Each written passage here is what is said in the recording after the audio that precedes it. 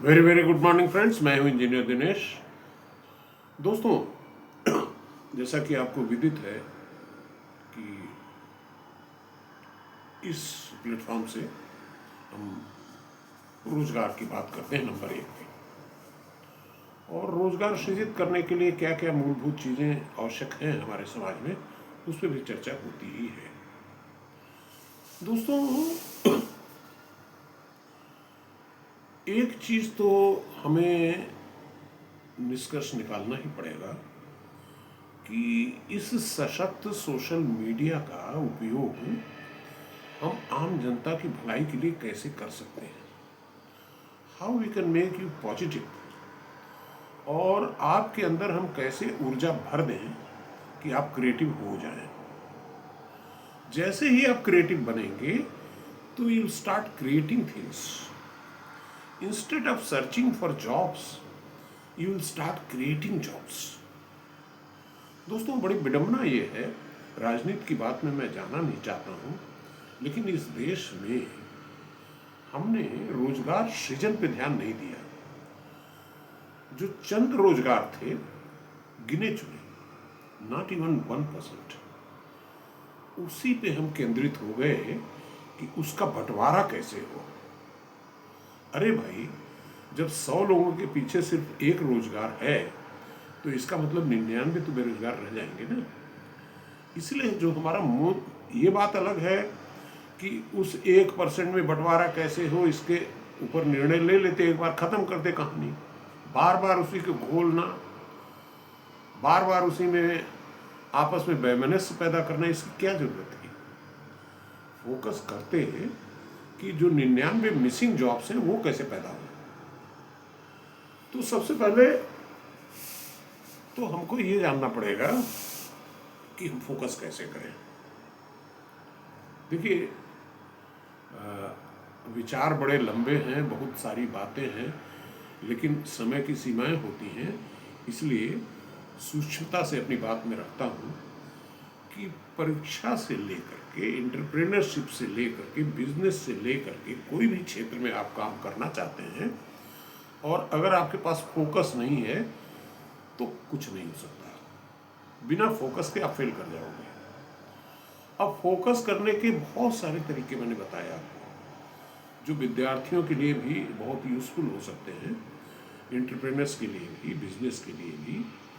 Focus करने का जो तरीका मैंने बताया कि हमारे मस्तिष्क की जो क्षमता है इंफॉर्मेशन प्रोसेस करने की, वो सीमित है। तो अगर एक समय में सैकड़ों विचार लेके चलेंगे आप, तो कहीं पे भी फोकस नहीं होगा, कहीं रिजल्ट नहीं आएगा। हमने बहुत सारी चीज़ें बताने की कोशिश की कि क्रिटिकल मास क्या होता है। इतना सारा सब्जेक्ट है कि एक ही चैप्टर में कैसे हम एक ही लेक्चर में उसको कवर करें। लेकिन आज मैं आपको जो फोकस के मुख्य टिप्स मैंने अभी तक दिए हैं, उस पर एक नज़र और डाल लेते हैं। देखिए, मैंने एक महाभारत का उदाहरण दिया था, अर्जुन का, कि उनको चिड़िया की आंख दिखाई दे रही थी, बाकी लोगों को क्या क्या दिखाई। ये सब इस तरह के उदाहरणों से भरे पड़े हैं। दूसरा मैंने आपको ये बताया कि 125 किलोबाइट kbps सूचना हम जो है हमारा मस्तिष्क, मान लीजिए, कि प्रोसेस कर सकता है।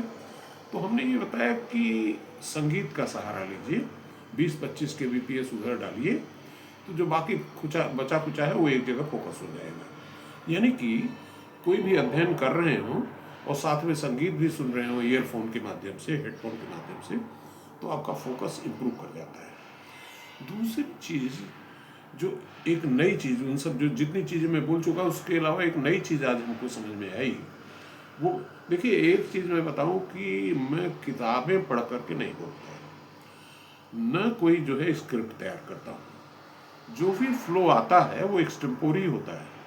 इसलिए अगर उसमें डेटा में कहीं कोई कमी निकल आए तो उसको आप इग्नोर कर दीजिए। जो मेन फंडामेंटल थ्योरी है उस पर ध्यान दीजिए। तो आज जो हमारी चीज़ समझ में आई कि फोकस का एक बहुत बड़ा प्रेरक जो है समय है। समय का मतलब कि टाइम स्पैन। अब देखिए, जब आप परीक्षा देने जाते हैं, 3 घंटे का पेपर हुआ, 2 घंटे का, तो वहाँ फोकस आपसे आप बन जाता है, विदाउट कोई प्रिपरेशन नहीं, अपने आप फोकस पैदा होता है। इसलिए पैदा होता है कि समय की सीमा हो गई कि इतने समय में, या जैसे मान लीजिए आपका कोई पेपर मिस कर रहा है, आपको कहीं प्रेजेंटेशन देना है, 11 बजे प्रेजेंटेशन है, 9 बजे आप कागज़ खोज रहे हैं, तो चूंकि आप कंसंट्रेट हो जाते हैं तो वो कागज़ बहुत जल्दी से आपको मिल जाता है।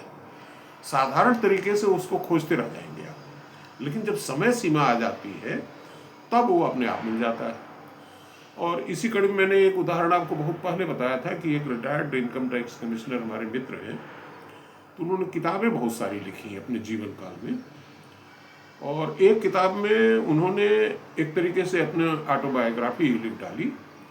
तो उसमें उन्होंने एक चैप्टर में लिखा कि वो जब पढ़ाई करते थे हॉस्टल में तो माता जी को अपने पत्र लिखा करते थे, almost every week a letter used to send. लेकिन जब परीक्षाएं शुरू होती थी, जब उनको बहुत सारा अध्ययन करना होता था, तो उस समय वो रोज एक पत्र लिखते थे, और उन पत्रों का जो आकार होता था पहले के पत्रों का दुगना तिगुना हो जाता था। यानी कि जब आपके पास काम जाता है तो समय अपने आप ज़्यादा हो जाता है, बिकॉज यू आर फोकस्ड। तो इसलिए आज का ये मूल मंत्र ये है कि फोकस करने का प्रयास करिए, चाहे संगीत के माध्यम से, चाहे ज़्यादा काम कम समय में करने के माध्यम से, doing only one thing at A time. और फोकस करना आप सीख गए तो सफलता आपके कदम चूमेगी, चाहे क्षेत्र कोई भी है। Thank you.